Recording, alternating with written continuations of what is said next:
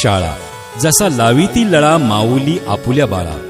शाळा आणि शाळेतले शिक्षक म्हणजे बालकांवर अनमोल संस्कार करणारी दुसरी माऊलीच. वडाचे प्रचंड झाड 2 दिवसात वाढत नाही. रोपटी येतात जातात सुकतात, पण वडाचे झाड एकदा उभे राहिले तर हजारोंना छाया देते. त्याच्या शाखा आकाशाला कवटाळतात, त्याची मुळे पाताळ गंगेची भेट घेतात.